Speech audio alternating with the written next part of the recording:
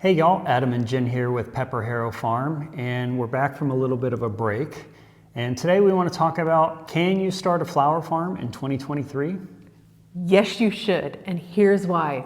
We're gonna give you the steps and kind of some tips and tricks that we have, possible suggestions as you begin your flower farming journey that you should look at before you get started.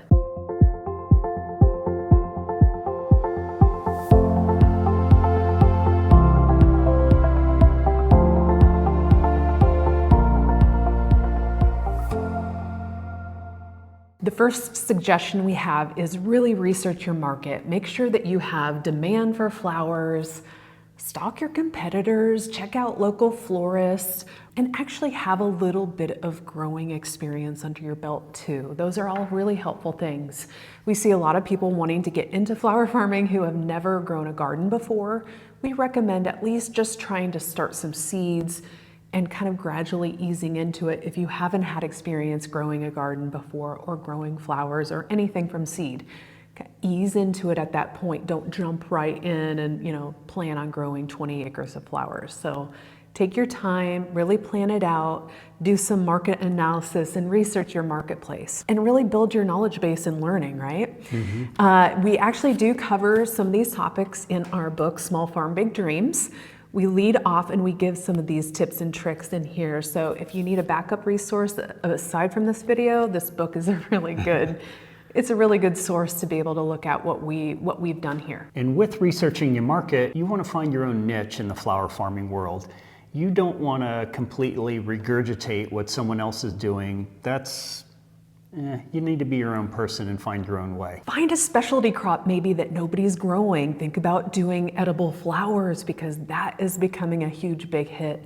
Do something that nobody else is doing and you're going to really find your stride. Have a specialty, something that you really bring to the table and do better than anyone in your local marketplace. Another thing we recommend with researching your market is go to your local farmer's market and buy some local flowers and kind of break it down and look at the cost of the bouquet per how many stems are in it, and that is a really good guide to get you started. And also, it doesn't hurt to go to the grocery store and buy one of the grocery store bouquets too. Look at the cost and break that down.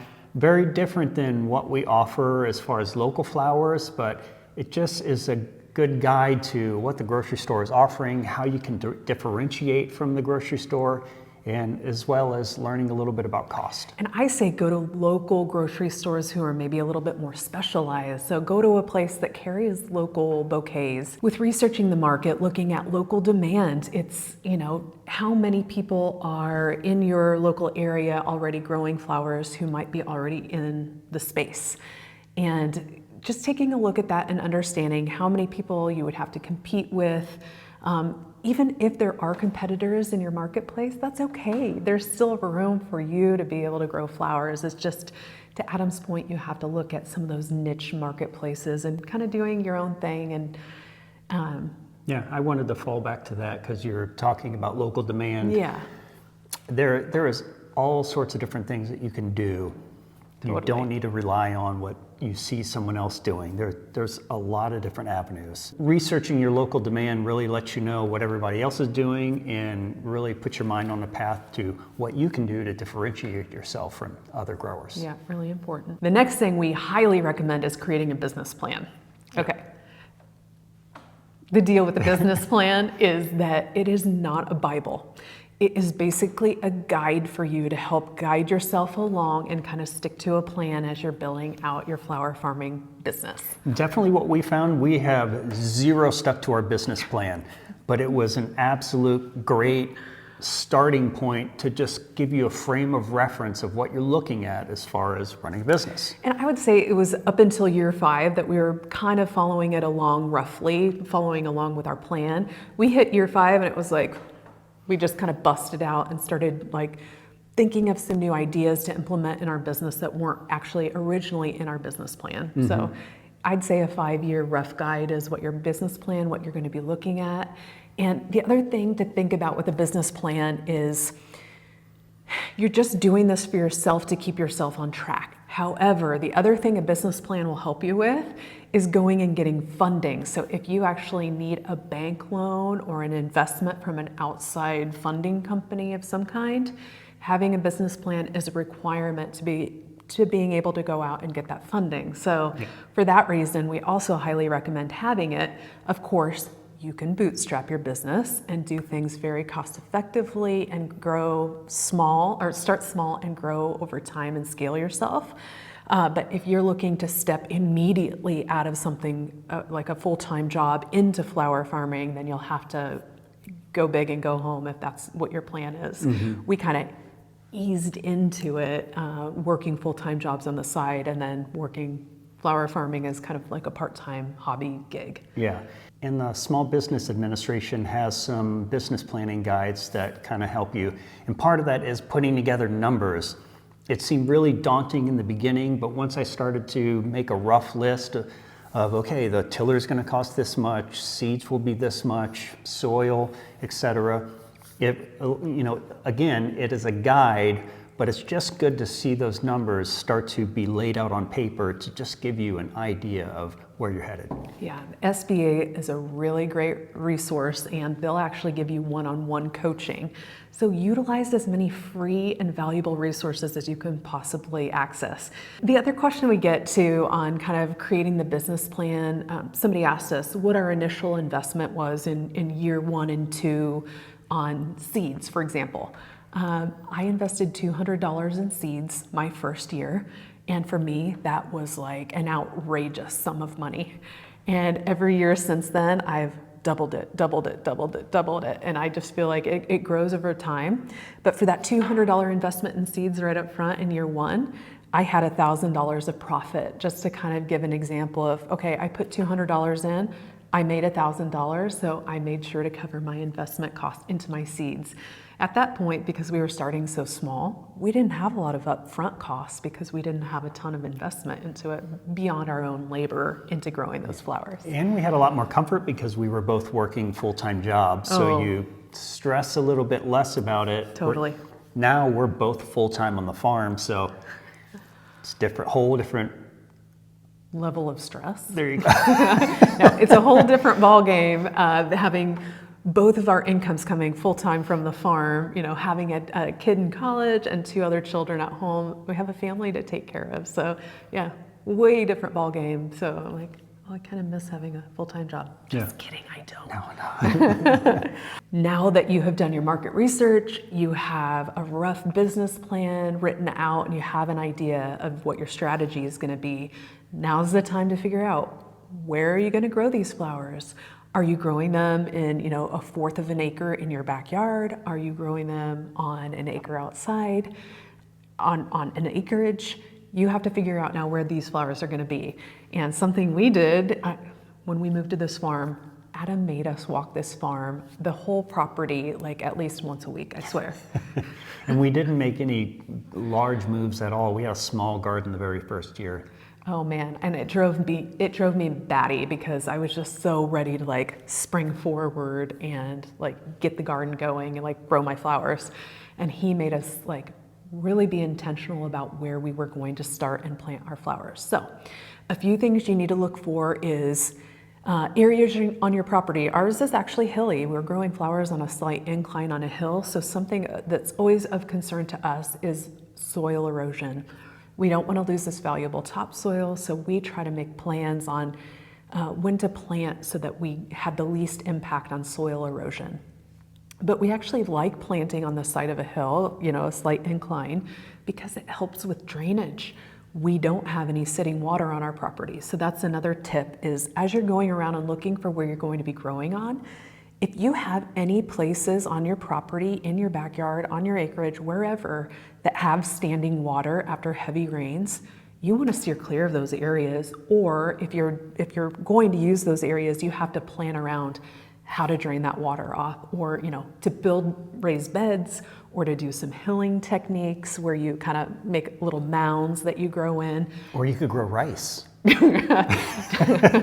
Hey, I bet that's pretty profitable. But work with what you have. If you do have any of those areas, grow flowers that like a lot of moisture. Certainly you wouldn't want to plant dahlias there because they would rot right in the ground. So really pay attention to your property. Look at where your growing space is going to be and try to figure out what's going to work best for you. And also pay attention to areas that get sunshine and maybe some that get part shade or total shade. Because again, you're going to grow your flowers towards those specific areas. And this might seem a little bit simple, but we always recommend a soil test. It's really good to know your baseline that you're starting off with in your soil. It's often overlooked and it seems like overly simple, but that's one of the #1 things that we recommend, especially in our flower farmer boot camp, is to make sure you get a soil test. Totally. Yeah. Yep. Once you have your location selected, you want to plan your layout. And this is another thing like the business plan. Like we will plan a layout every year, and it, for the most part, goes to hell in a handbasket, and we just go crazy planting. It's a great starting point to give you an idea, where you're going to plant your plants. Yeah, I say like, if you don't end up following your garden layout and how you're going to put your flowers in, like at least have a rough guide. Know when you're going to plant your first succession, your second succession, and your third succession of flowers. I would plant 3 different ones to make sure you have blooms all season long. It's not gospel. Again, it's not a Bible. You're not following it every single step, but it's good to have a rough guide of what you're going to plant and when you're going to plant it and where you're going to plant it. So have your little map all planned out just to give yourself a guide to have an idea of how the season's going to operate. Yeah, and I guess a little bonus to this #3 in choosing your layout is learn about succession planting. When we first moved here, like a lot of people, we plant our garden in May and think that that's it. Well, that's not the case. You're going to run out of flowers pretty darn quick here. Maybe you can link the succession video in the description below. I'll put it up here. You'll see it somewhere up here. It'll pop up. But this succession video is a great kind of guide again to how to implement a succession plan on your farm. The next fun part is like getting to buy your tools and implements and all the little things that you need to be able to grow your operation. This is actually Adam's specialty. He's my tool man, McGee. He does all of this stuff. He makes sure that we have enough shovels, rakes, I don't know, hose, all the things that help us be able to run a successful flower farm. Landscape fabric and watering, irrigation, and anything like that. Adam's the guy. Our big advice in this area, and I'll let you talk about tools in a second, but our big advice on this is like, back to my earlier point, figure out how big you're going to go initially. If you're doing it like us, where you grow small and over time, just kind of scaling yourself that way, you do not need all of these big fancy tools and equipment right up front. One of the things that we recommend, and this is another highly recommend thing, is starting slowly. And that kind of goes back to, I made poor Jen walk the farm weekly our first year, and that was just starting small and slowly. And I think that really set us up on the right track to success, is we didn't get in over our head too soon. Yeah, what we don't want for you is that you invest thousands of dollars and decide after year 1, like, hey, this isn't for me, and you're already in the hole, $20,000. So if you are kind of doing this on the side, trying to see if it will work for you, start small, invest a small amount up front in some of these supplies, tools, and equipment, and then grow gradually over time. However, to my earlier point, if you're going all in, going big and going home in year 1, you are going to want to make sure that you have some of those investments as long as you have the capital to invest in that. So just understand that if you do go big in year 1, without any growing experience, that there is a lot of risk in that you need to be aware of. And with the supplies and equipment, you really kind of need to know how your growing technique is going to be. Are you going to be no-till? Are you going to do the fabric style that we do? That really depends on the tools that you'll need. We particularly here plant in fabric, and that requires a whole different set of tools than if you're doing no-till. We do require the same amount of organic matter as a no-till bed, because we incorporate tons and tons of organic matter and compost into our soil to keep it happy and healthy. But we highly recommend growing in landscaping fabric and having some kind of a tool for watering and irrigation. Those are the two main requirements to making sure that you can keep your sanity as you look to scale your farm. When we first started out, we did not have landscaping fabric and we were literally out weeding 24/7. You still have to weed, but it is way less than what you would have to do without it, right? Yeah. Without the landscaping fabric. Yeah. One of the first larger investments that people will typically make is a tiller or a tractor and a tiller. With our fabric method, we do till, but we do a light till. We only disrupt the top couple of inches of soil. We don't do any deep tilling. Investing in a tiller, that's probably your biggest start. Something to prepare your soil is going to be your largest upfront investment. And the last thing we're going to talk about is, it kind of goes pretty similarly with the first part of researching your market, is where are you going to sell your flowers? Or maybe you're not going to sell your flowers. Yeah, Did I say that? Yeah, we know a lot of flower farmers who don't sell their flowers, but just a couple of avenues to think about are a farm stand or your local farmers market. People actually will sell a lot of their flowers on Facebook Marketplace, surprisingly. Yeah. Your local grocery store, you'd be surprised at, it was one of the things we were very surprised with, is how interested even the large chains were in getting some local flowers, just getting something different in there than what they typically have. That was actually a pleasant surprise. One tip though to keep in mind for the farm stand is we've been seeing a lot of people talking about like, I'm in an HOA and they will not let me have a farm stand. So make sure right up front as you're researching your market, make sure you include that as part of your research. Make sure if you're going to try to be selling flowers from your home, that is actually allowed, that the zoning in your area actually allows for you to sell flowers from a farm stand at your property, or allows you to have people come purchase flowers from you from your home. Yep, and one thing I want to point out in this section is a veteran grower said at a conference one time to know where you're going to sell your flowers before you grow them. Like, don't grow flowers without knowing where you're going to sell them. And we have kind of found the opposite to be true.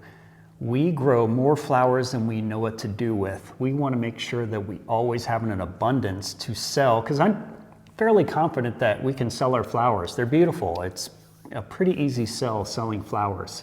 I think that probably changes from like starting out early to like becoming mature in your business. Okay. And then it probably also, you have to look at, if you have a big investment in tulips, you probably need to make sure that you have them sold even before you buy them, because they're expensive. It depends on the cost on the things that you're looking to grow.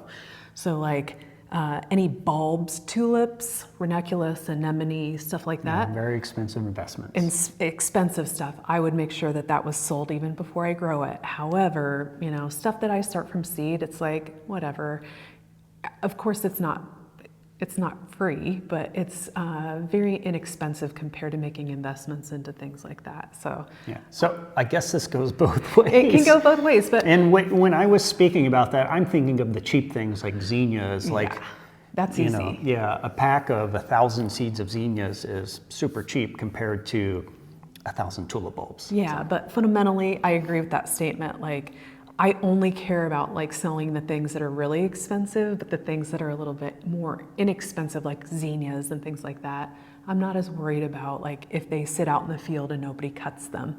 They can be beautiful and sit out there, and I don't care if they sell or not, because sometimes it's just fun to enjoy them and to see the pollinators enjoying them too. And growing more than you need kind of goes along with just kind of typical loss that you have. We are growing in an unpredictable environment. You don't know what's going to happen one day to the next, what kind of bug pressure you're going to have. So it's nice to have extra just to make sure that you have it.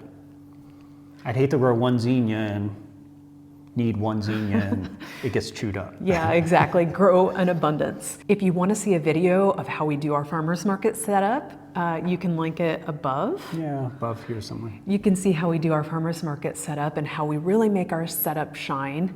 If you're looking for inspiration, if farmers market is something that you're looking at as you begin your flower farmer journey in 2023. We wanted to keep this video fairly basic and just kind of leave it with the fundamentals of what we think you need to start a flower farm. Curious about your opinion. If you're an experienced grower, what have you found important also in starting a flower farm? And if you're new, what do you think might be important as well? We hope you all enjoyed today's video on some tips we have for starting a flower farm in 2023. We want to give a shout out to our patrons. Thank you all so much for being part of our Big Dreams family. If you liked today's video, please like and subscribe and totally comment below. And as always, thanks for joining and happy growing.